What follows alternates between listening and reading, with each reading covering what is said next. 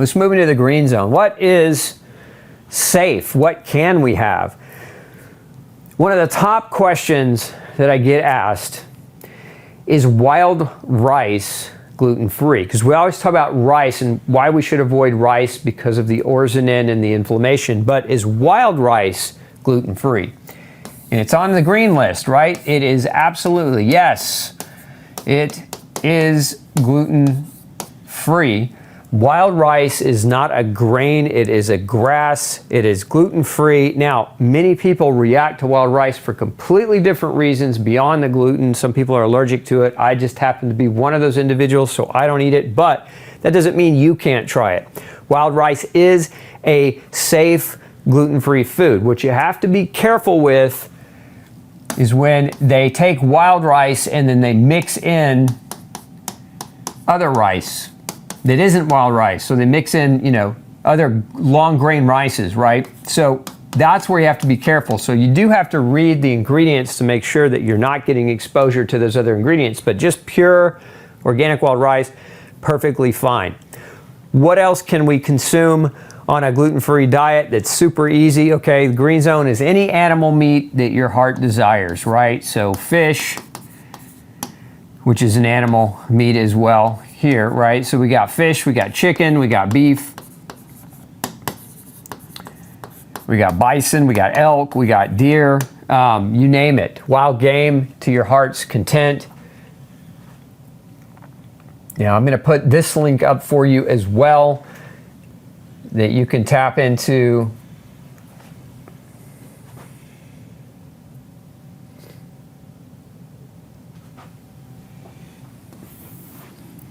So this is just a comprehensive article on everything that you can have that's gluten-free so that you don't feel quite so overwhelmed by what you can't have. Some people get caught up in the whole, I can't have the things I like, and then they forget about all the other wonderful potential options that are part of, or could be part of their diet. So this article here, feel free, I'm going to put the link down below, but the different nuts and fruits and vegetables and different meats, all available for your palate.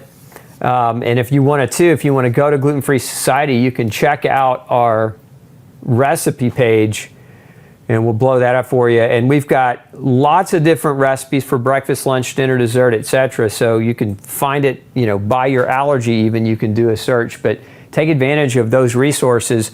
Again, I'll put a link up to that as well below for you. So,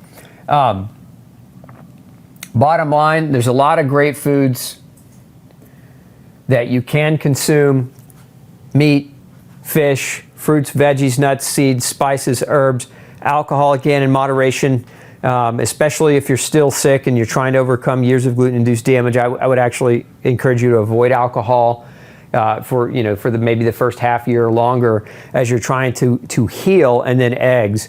But the delineation with some of these, so let's talk about a few delineations in quality, right? Because one of the issues that people run into when they're buying their food is beyond gluten. So we're going to go beyond gluten. So, okay, an important note is most people that seek a gluten-free diet are not going gluten-free because they are glutton for punishment of restriction, right? Why are they going gluten-free? They're going gluten-free because they're sick and they're trying to change their diet so they can regain their health, right? So the whole premise, this cardinal rule of nutrition, number one, you cannot get healthy eating food that is not healthy.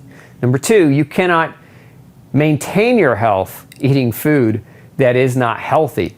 So when we're talking about these different items here, what obviously is going to be your best choice when you're looking at things like wild rice, fruits, vegetables, nuts, seeds, spices, and herbs, even alcohol, right? What really should you be looking for? Well, number one, organic.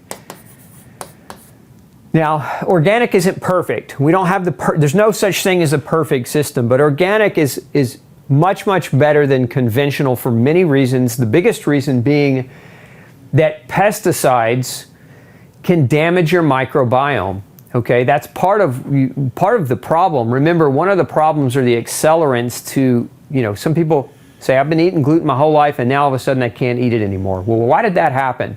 For a lot of people, the reason that happened, maybe it was an antibiotic, maybe it was an accumulation of years of pesticide exposure by consuming, conventional-based foods.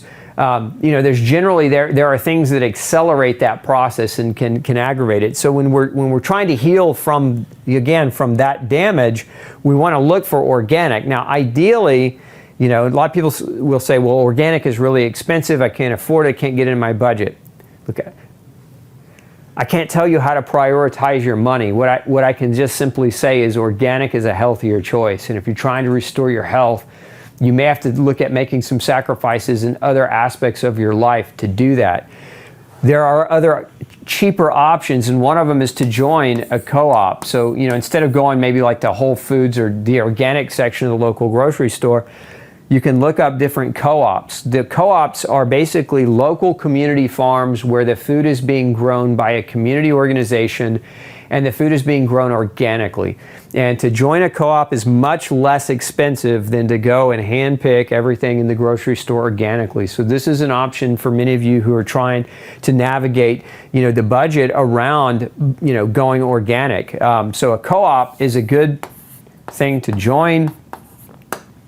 And the downfall, I shouldn't say the downfall, but some of the fallback for a co-op is that if you're in a co-op, what you're going to get is what's in season. If it's December, you're not going to have blueberries from your co-op because, unless you live in a region of the world where December is blueberry month, right? But like down here in Texas where I'm at, blueberries come in June, they come in May, a little bit at the end of April even, but another, again, depending on where you're at and what is seasonally available and what grows where you live, co-ops generally are going to have only what's in season and what's local to the region. So you may have some limitations on some things, meaning you may want to expand your palate and try some new things out. But a co-op is definitely a great, more budget-conscious way to ensure that you're getting healthier organic options so that you're not being exposed to all the chemical pesticides and sprays that could also act as inflammatory agents on your GI tract as you're trying to heal it.